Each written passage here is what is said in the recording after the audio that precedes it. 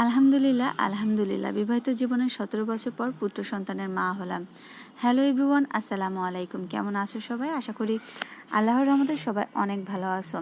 সবাইকে জানাই ইজানের আম্মু চ্যানেলে স্বাগতম। সকালবেলা ঘুম থেকে উঠে আমি আগে নাস্তা রেডি করে নিচ্ছি, আর এদিকে কিন্তু আমার অন্যান্য অনেক কাজে আমি শেষ করে নিয়েছি। ইজানের যে কাঁথা ছিল, শিশির কাপড় চোপড় ছিল, সেগুলো সব ধুয়ে নিয়েছি। ধুয়ে নেওয়ার পরে আমি নাস্তাটা রেডি করে নিয়েছি।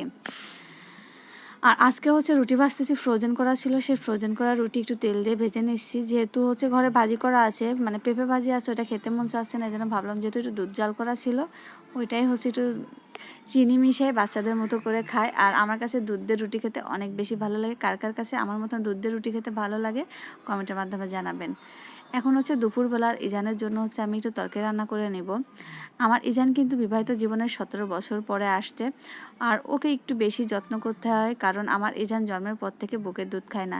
এই জন্য ওর খাবার দাবারগুলো আমাকে একটু বেশি কেয়ার করতে হয়। আর এদিকে দেখেন, মনে আছে এই তো সেদিন আমার ইজান আমার ঘরে আসলো, আর আজকে এখন ইজান নিজে পায়ে হেঁটে বেড়ায়, মানে অনেক কিছু বলে, বিশেষ করে আদো আদো করে যখন কথা বলে তখন আমার কাছে অনেক বেশি ভালো লাগে।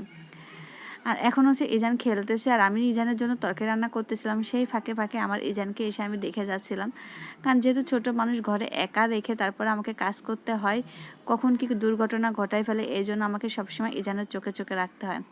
আর আজকে আমি ইজানের জন্য পাঙ্গাস মাছ, মিষ্টি কুমড়া আর পুঁই শাক দিয়ে রান্না করে নিচ্ছি। রান্না করার পরে আমার যে কাজগুলো, মানে রান্নাঘরে জমছিল, সেই কাজগুলো গুছাই নিচ্ছি। আর এর ফাঁকে ফাঁকে কিন্তু আমি আমার ইজানকে দেখে নিচ্ছি। তো আমার কাজের ফাঁকে আমি আমার ইজানের কাজগুলো সবসময় মানে টাইম টু টাইম করার জন্য চেষ্টা করি। আমার কাজ যখন যেভাবে হোক পরে আমি করে নিব, কিন্তু ইজানের বাবার কথা, ইজানের কাজগুলো সবার আগে করবা।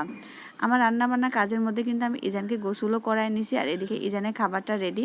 আর আজকের মতন আমার ছোট্ট ব্লগটা আমি এখানেই শেষ করছি। আমার ব্লগটা যদি আপনাদের ভালো লাগে তাহলে প্লিজ আমার চ্যানেলটিতে সাবস্ক্রাইব করে আমার পাশে থাকবেন। আল্লাহ হাফেজ, আসসালামু আলাইকুম।